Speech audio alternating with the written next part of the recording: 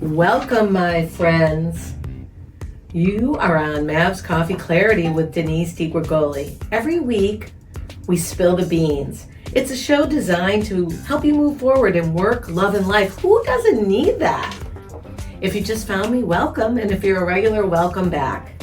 This is where I interview some fascinating people from all walks of life, well-known to not so known, entrepreneurs, creatives, performers, and athletes, forward-thinking people that have found silver linings in their fiascos and their challenges.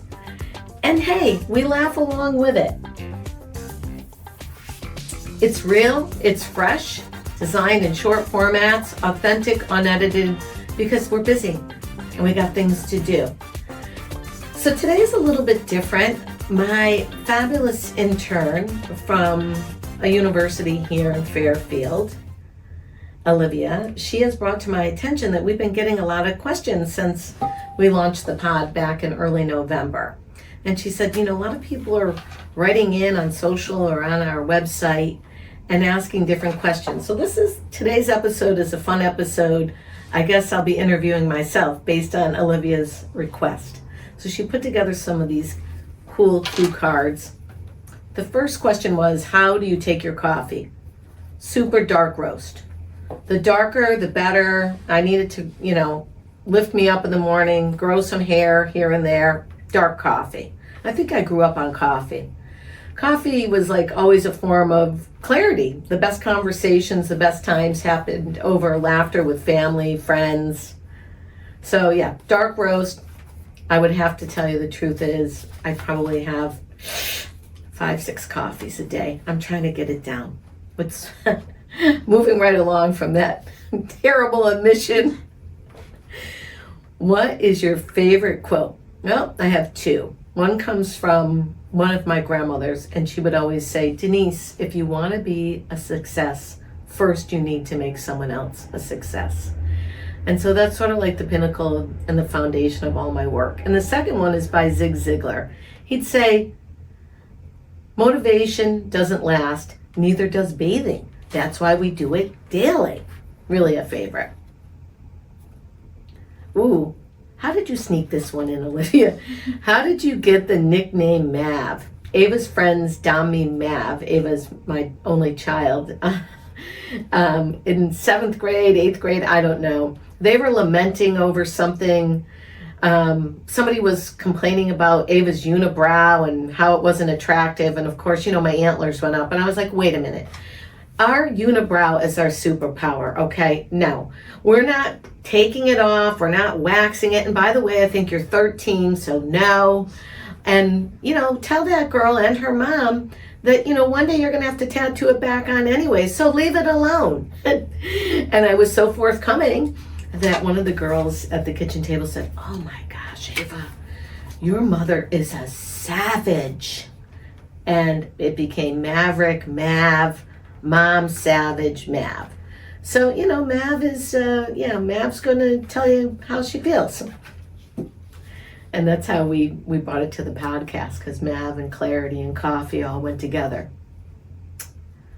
Ooh, who's my biggest influence? Now, is that in movies? Olivia didn't give me a specification here.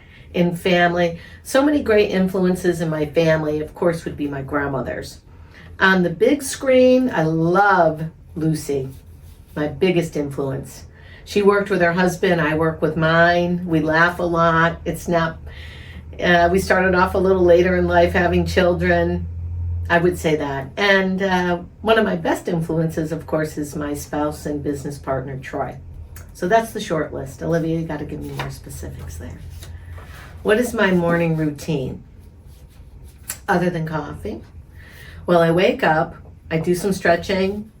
I think a morning routine is critical, my friends. I do the daily drive, which is an active meditation. I write things down. I'll talk to you about that another time. And I move.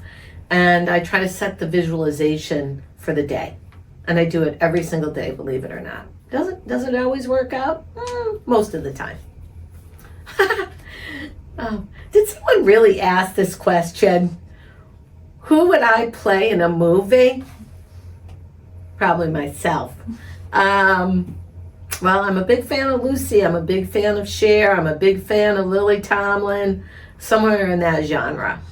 Why? Because I love their sense of humor, and I love how they wrap humor into working in the real world, use it in business. But yeah, probably play myself. No one else could play my character.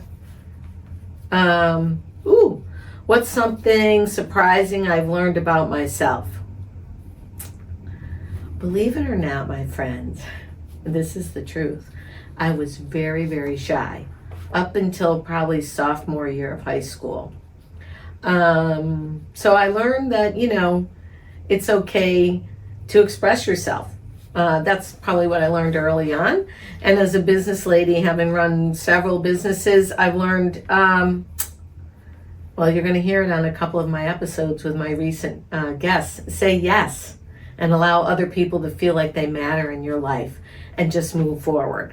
So I learn something new every day, and I'd recommend you do that too. My star sign, who asked that? Who asked my star? It's everybody know what the zodiac is. Okay, well, star sign, that's when you're born, right? And you're born on a certain day in a certain month. There's 12 signs. And there's personality traits assigned for those of us that don't know what a star sign is. I guess, did we really get that? I'm a Gemini. And yes, I am the dual personality sign. So Troy might tell you he never knows, is it his soulmate or his cellmate?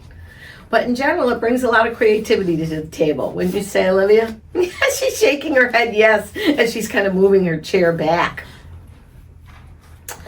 Where did it grow up and how did it affect you? Do I seem affected? Not infected, but affected. I grew up in Western Massachusetts. It's a wonderful place. Google it. It's the Berkshires. I grew up in a small town called West Stockbridge. Population 1,800. I think it's the same population right now. What I loved about it was real and authentic, kind of like the show. Back in the day when I grew up there were a lot of farmers. It wasn't the would-be haven of cultural experiences in the way it is now. Yes, we had Tanglewood, we had Jacob's Pillow, we had Chesterwood, and the home of Norman Rockwell. So there was always a lot of culture, but it was very, very understated. Now it's like going to the Hamptons.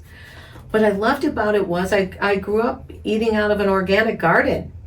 I learned how to plant, I learned how to harvest. I can't say I was excellent at it, but I learned how to crochet, cook, spent a lot of time with family. It's very family oriented there. And even to this day, if you roll in there and people don't know you and you break down or you need a meal, somebody's going to help you out. So it affected me in a very positive manner. I bring a lot of that to the table no matter where I go. I live down closer to the city now, so the town I live in is about 60,000 people. It's a far cry different. Yes, we have to lock our doors, and yes, we have to wear our seatbelts. In the Berkshires, you don't. You can flip-flop in the back seat, and nobody will know the difference. I absolutely love it. And 2 years ago, we bought a second home there for a second location, so we have another art studio there. And I do interviews out of the Berkshires. One of my favorite places, and we go on location too. Okay, I got off the question there a little bit, Olivia. She's looking at me like, stick to the question. What's a common myth about my job or industry? Well, am I talking too long? Not too bad. I think as an entrepreneur, depending on where you are in your career, people think you either have it really good or really bad. I don't think there's a myth about my job other than if you're not into it, it looks like too much or too hard, of a thing for you to do. When you have an entrepreneurial mindset or a growth mindset, everything you do kind of just flows creatively into the next thing. The common myth is I love everything I do. Yes, I love everything I do with the exception of bookkeeping. I absolutely hate that. But I do it. And there's parts of being an entrepreneur you absolutely need to do.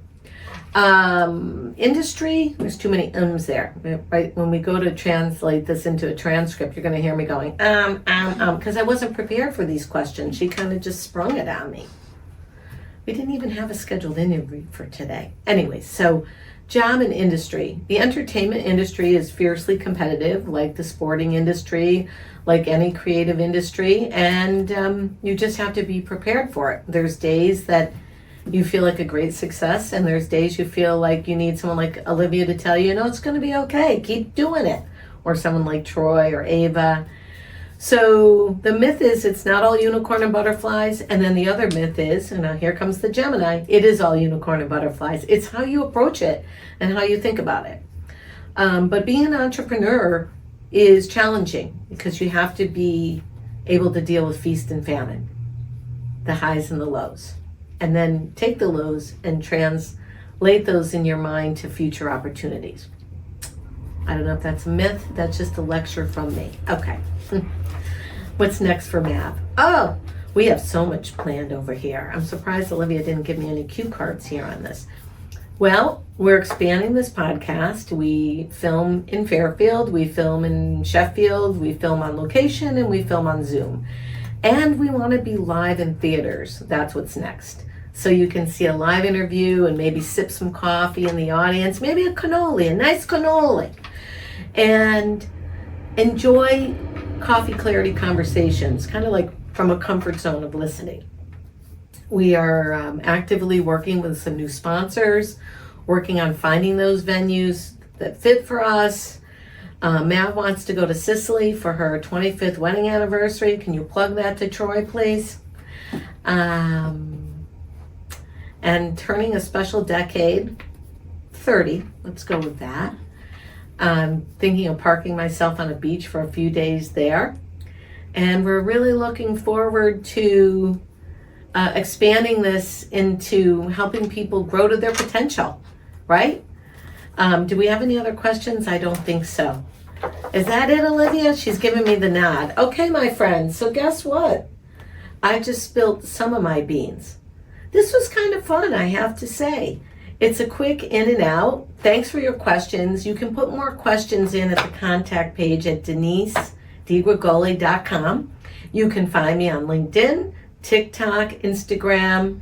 Now on Instagram, it's Denise DiGregoli and Mav's Coffee Clarity, because I offer some consulting services too. So we have a couple of things going on. Please send more questions in, and if you like and share, we would really appreciate it. We're working on 5,000 listeners by, can we say, like the summer. All right, my friends, you've been on Mav's Coffee Clarity. Thanks for spilling the beans with me. Peace out. Mav's got to get back to work.